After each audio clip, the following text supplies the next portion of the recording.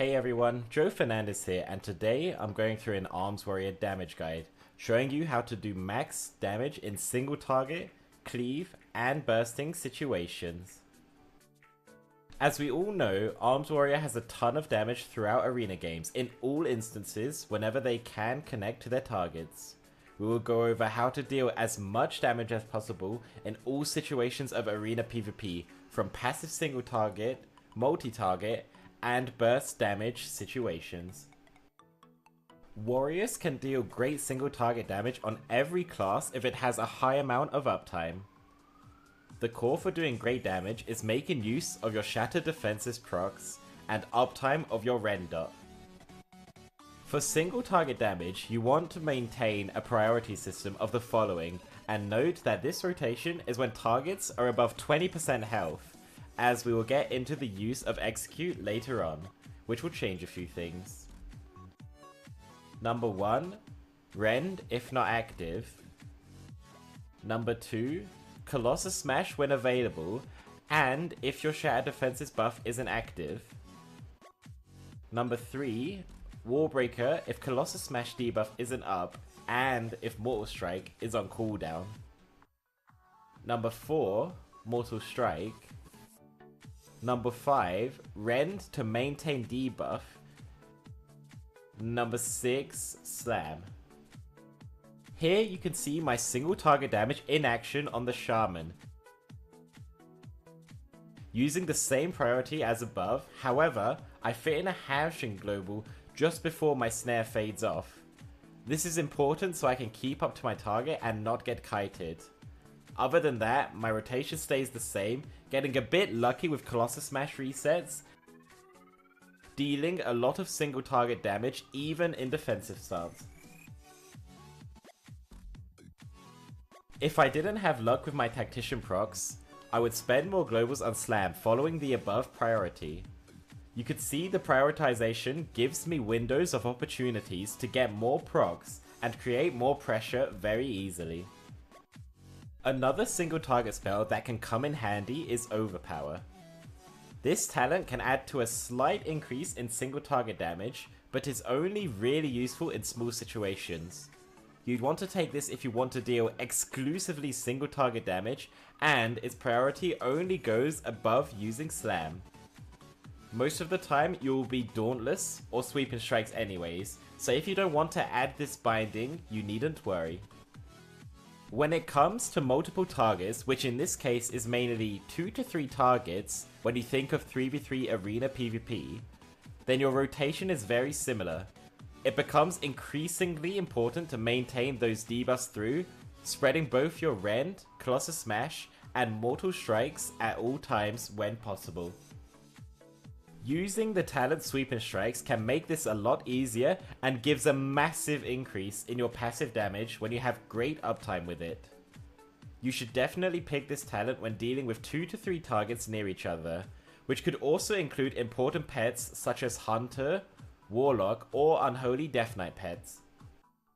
My first plan of action is to maintain the rend on my current target, and then apply it to my other target. Then applying my Colossus Smash debuff to multiple targets, which has given me a lot of multi-target passive damage. As you can see, Sweep and Strikes is also working with the Sharpen Blade debuff, being devastating for the enemy healer to deal with.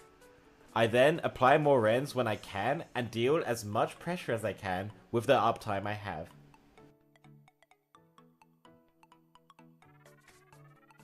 Notice that maintaining pressure on 3 targets isn't too possible unless they are all clumped up together, so don't worry if you aren't able to keep up 3 rends on 3 targets all the time, as it simply won't happen.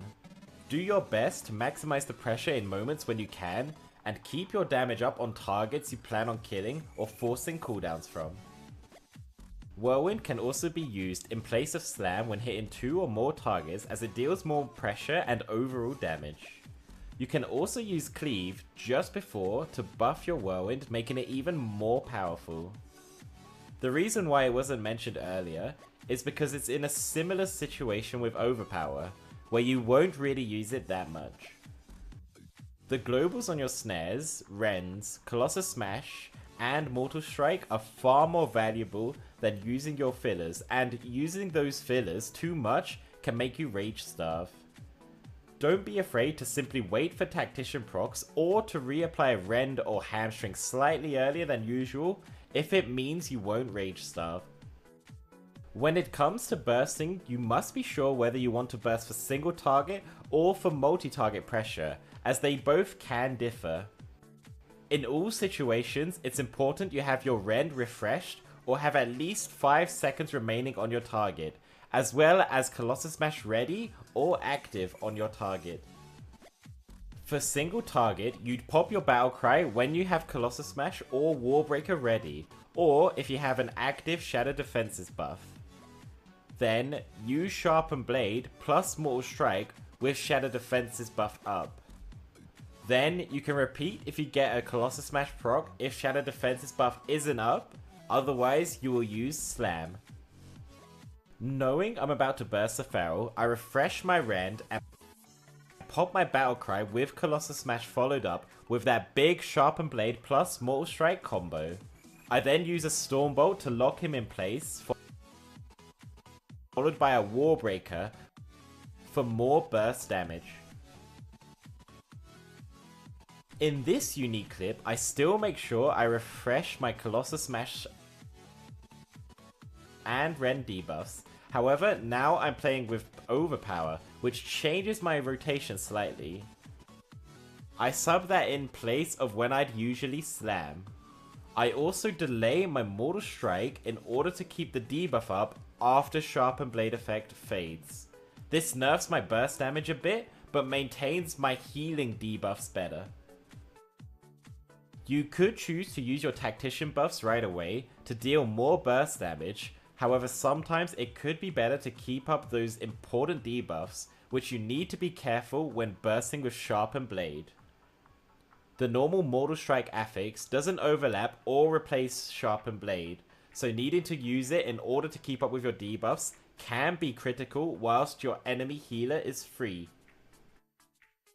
When bursting multiple targets, your burst stays the same unless you have access to Warbreaker and Bladestorm whilst your battle cry is ready. Using Bladestorm in this way can deal an immense amount of multi-target pressure on however many targets you can hit with it. Again, refreshing my Rend and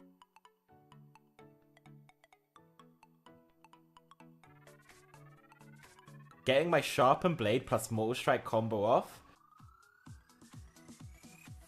followed by Bladestorm, due to the Holy Paladin coming in range of me whilst I'm hitting the Retribution Paladin.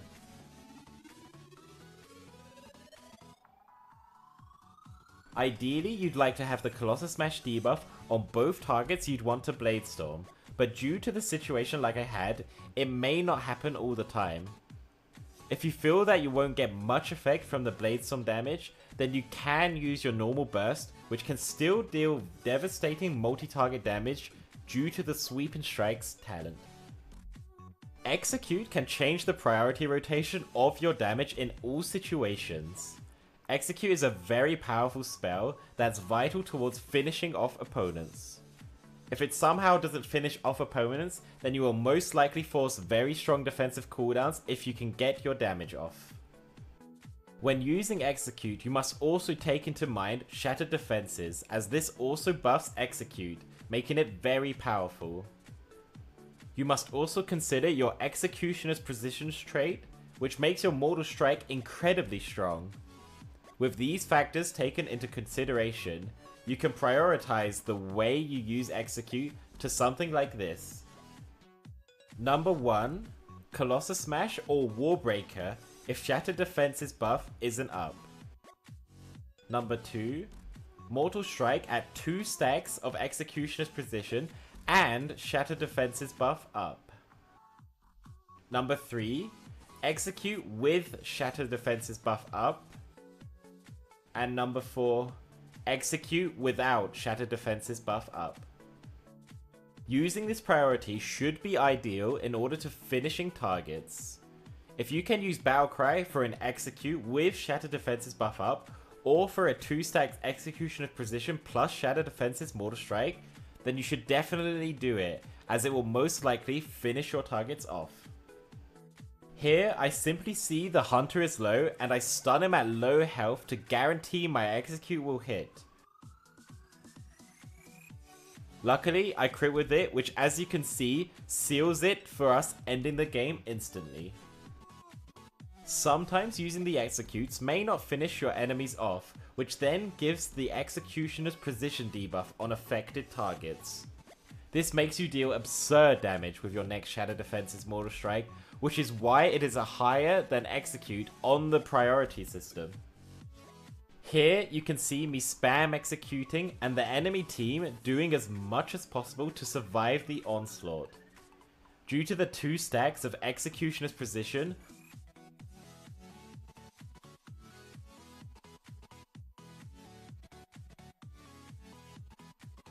followed by a crit with Shatter Defenses plus Sharpened Blade Mortal Strike, I obliterate the mage. Another example from a different point of view, showing just how crazy these Mortal Strikes can be. Be careful of the monk's HP.